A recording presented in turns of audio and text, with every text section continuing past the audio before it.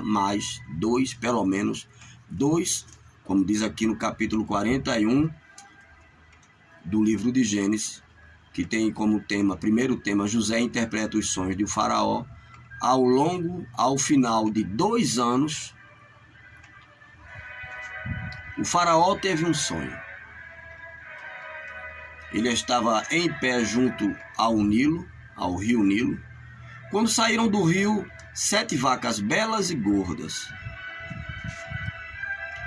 que começaram a pastar entre os juncos. Até então tudo bem, né? Normal isso, as vacas, está no sonho. Que sonho agradável. Inicialmente era um sonho agradável. Depois saíram do rio mais 7 vacas feias e magras, que foram para junto das outras. Tudo ok. À beira do rio, à beira do Nilo. Então as vacas feias e magras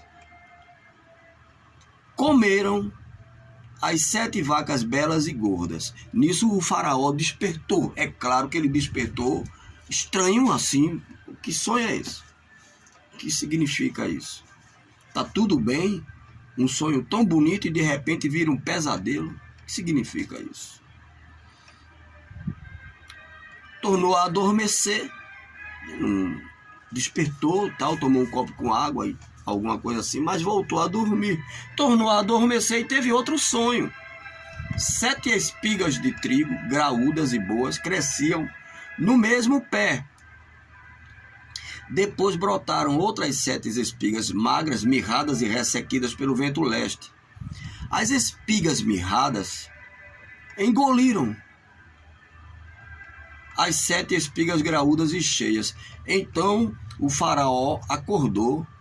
Era um sonho, mas tinha um significado.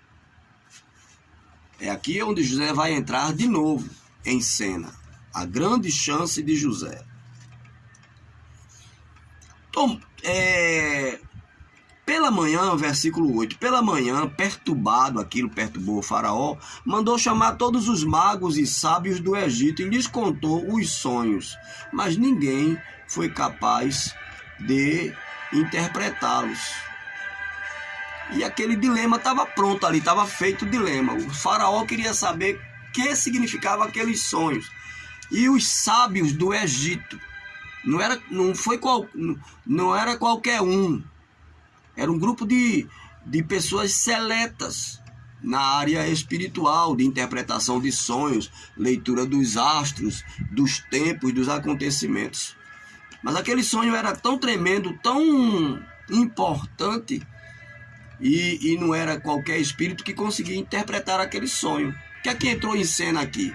Vocês se lembram do copeiro, que José interpretou o sonho do copeiro, e o copeiro não lembrou de José? Aqui ele começa a lembrar, aqui no versículo 9. Então o chefe dos copeiros disse ao Faraó: hoje me lembro das minhas faltas, ou de minhas faltas. Certa vez o Faraó ficou irado com os seus 2 servos e mandou prender-me junto com o chefe dos padeiros. O Faraó lembrou, é claro, na casa do capitão da guarda. Certa noite, cada um de nós teve um sonho, e cada sonho tinha uma interpretação peculiar, tinha uma interpretação. Pois bem, lá, naquele tempo, lá atrás, Faraó, lá conosco havia um jovem hebreu, servo do capitão da guarda. Contamos a ele os nossos sonhos e ele os interpretou, dando a cada um de nós a interpretação do seu próprio sonho. E tudo aconteceu, pasmem. Eu acho que esse rapaz vai interpretar o sonho do Faraó, o padeiro lá, o copeiro conversando. E tudo aconteceu conforme ele nos dissera. Eu fui restaurado à minha posição e o outro, o padeiro, foi executado. Aquilo chegou aos ouvidos do Faraó. E o Faraó mandou chamar José, que foi trazido às pressas do calabouço. Agora José presta, né? É assim, é sempre assim. É sempre assim. Depois de se barbear e trocar de roupas, apresentou-se ao faraó. O faraó disse a José, relatou todo o sonho. Tive um sonho, aliás, não só relatou, como acrescentou algumas coisas. Vamos ler aqui. Tive um sonho que ninguém consegue interpretar, mas ouvi falar que você, ao ouvir um sonho, é capaz de interpretá-lo. José respondeu, isso não depende de mim, mas Deus dará ao faraó, uma resposta favorável. Então o faraó contou o sonho a José. Aspas.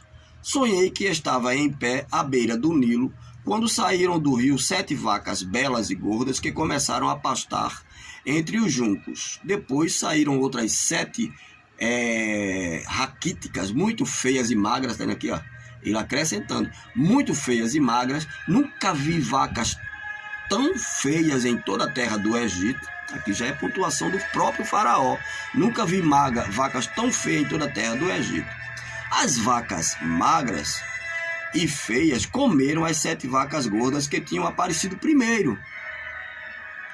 Mesmo depois de havê-las comido, não parecia que o tivessem feito. Não houve mudança alguma nas vacas magras. Era um espírito de sequidão, de fome, de mortandade mesmo.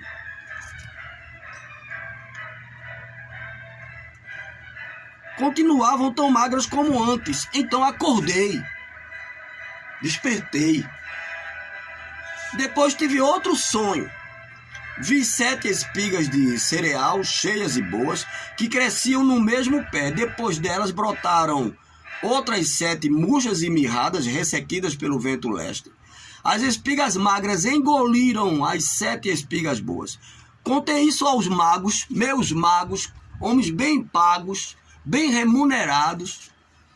Contei isso aos magos, mas ninguém foi capaz de explicá-lo. Eles não têm altura espiritual suficiente para alcançar relatar, destrinchar esse sonho.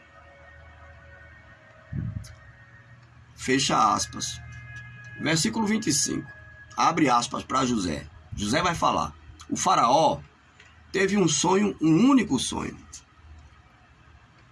Disse-lhe José. Deus revelou ao faraó o que ele está para fazer. Olha só o dom.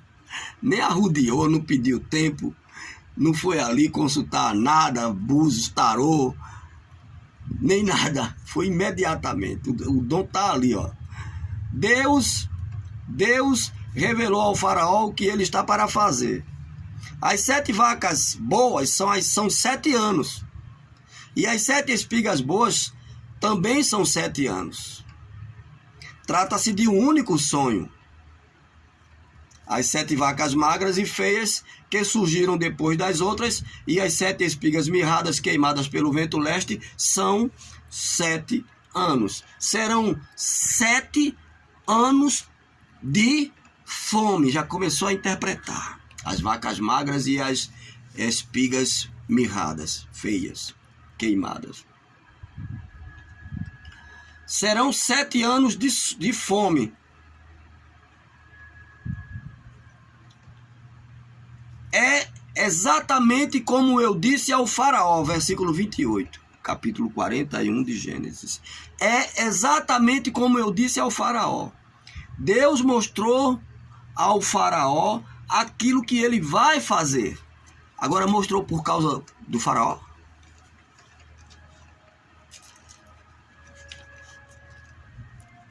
Estava lá, lê anteriormente, que tudo que José fazia lá na casa do Potifar prosperava.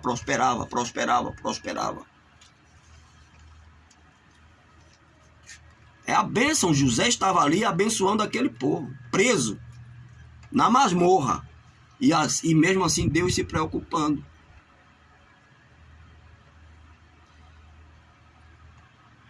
É exatamente como eu disse ao faraó.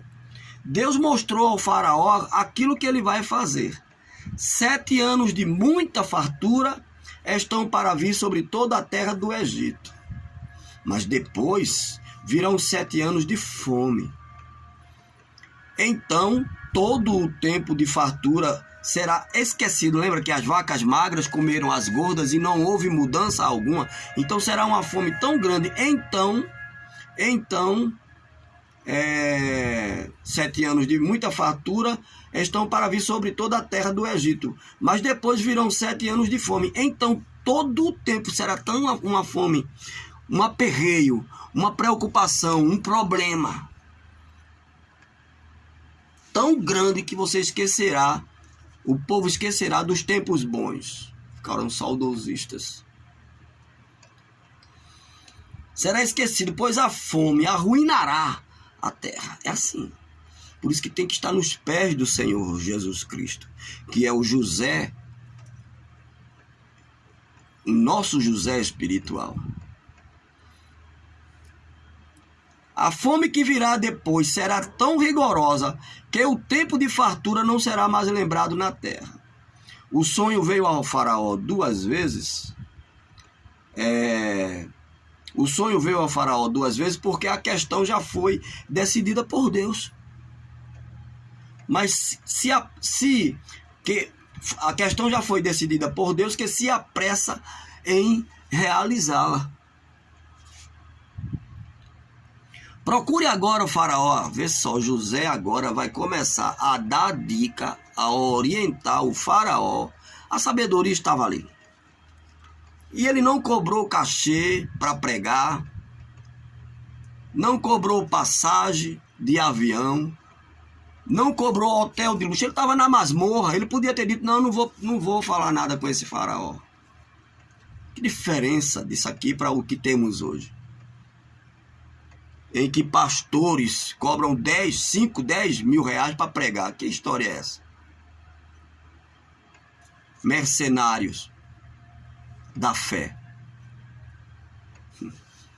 Quer dar palestra? Vai dar palestra para lá, com o teu conhecimento de outras coisas, da palavra.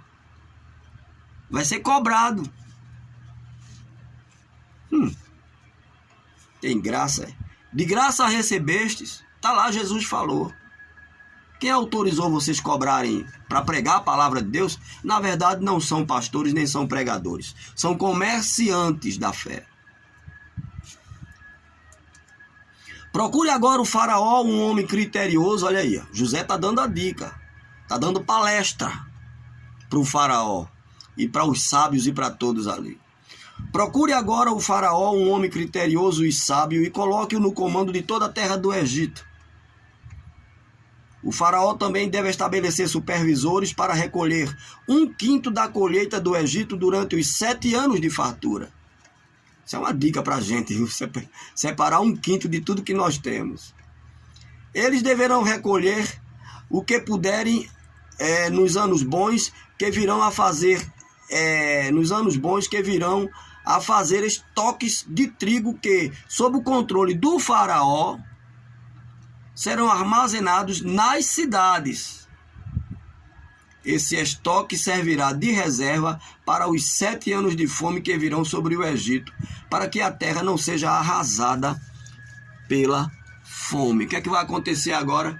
Faraó, inteligentemente, orientado por Deus, pelo Espírito Santo, para soltar José, esse movimento todo aqui para abençoar José e a família de José que haveria de vir mais adiante. Que é que José se torna governador do Egito. Por quê? Porque o versículo 37, o plano que José deu agora, nesses últimos versículos, o plano pareceu bom ao faraó e a todos os seus conselheiros. Por isso o faraó lhes perguntou: será que há alguém... rapaz, deixa eu virar a folha aqui. É tremendo. É de arrepiar, velho. Glória a Deus. É a providência de Deus. Será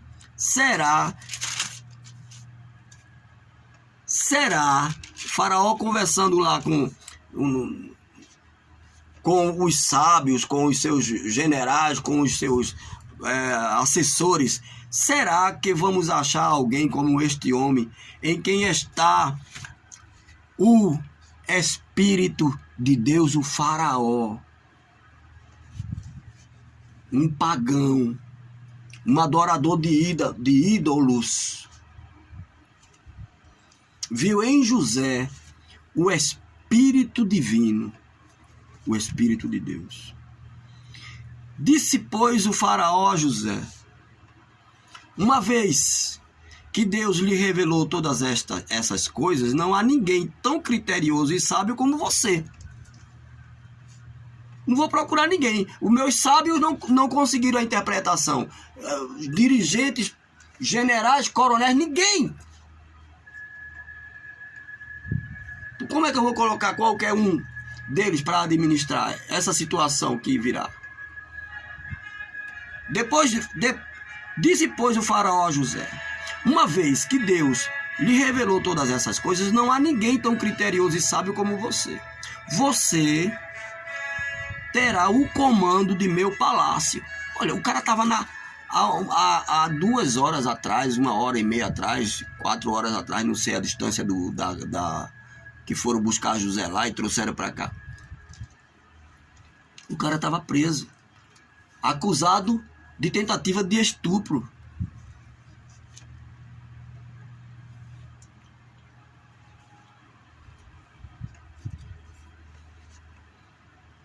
Você terá o comando de meu palácio, e todo o meu povo se sujeitará às suas ordens. Olha só.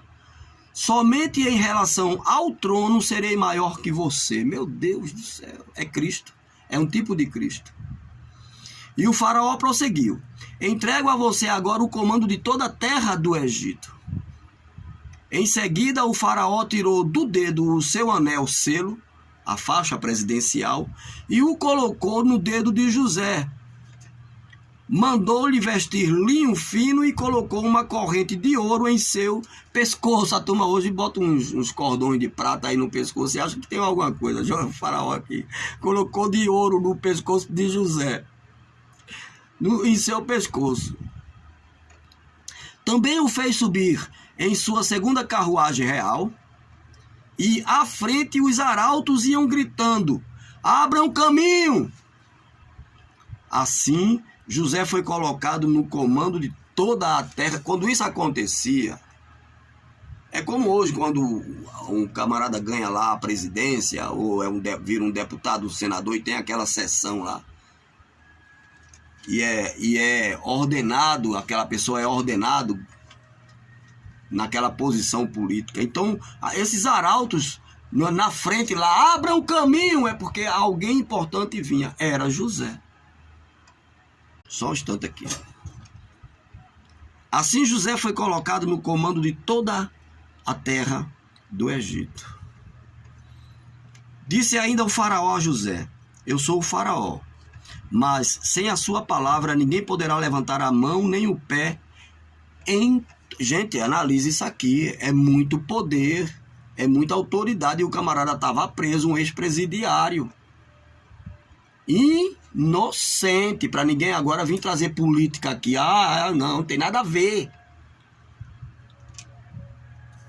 Não tem nada a ver. José nem estava pleiteando posição nenhuma. Estava lá quietinho no lugar dele, fiel. Não estava roubando, tramando na cadeia como sair da cadeia para virar presidente. E nem era mito. E nem era nada. Mas era um homem de Deus. Então pode tirar essa onda aí de política daqui dessa leitura, porque não cabe, não encaixa não. Aqui é neutro. Aqui é Deus e o homem. Não tem trama, barganha política aqui não. Assim, disse então o faraó a José: eu sou o faraó, mas sem a sua palavra ninguém poderá levantar a mão nem o pé em todo o Egito. O faraó deu a José o nome de Zafenate Paneia e lhe deu por mulher Azenate, filha de Potífera, sacerdote de On. Depois José foi inspecionar.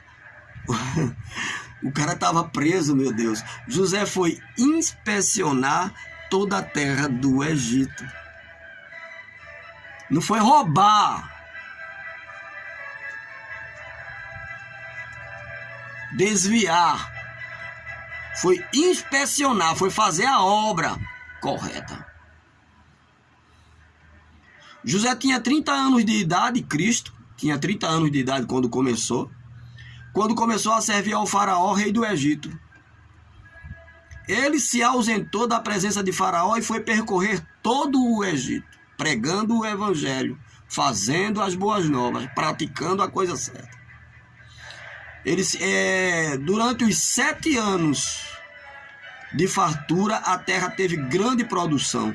José recolheu todo o excedente dos 7 anos de fartura no Egito e armazenou nas cidades. Em cada cidade, ele armazenava o trigo colhido nas lavouras das redondezas. Por que em cada cidade? Para uma certa cidade não ficar escorando na outra. Todos tiveram que se empenhar. Senão alguma outra cidade, e aquela cidade que produziu pouco, teve pouco. Corretíssimo aqui.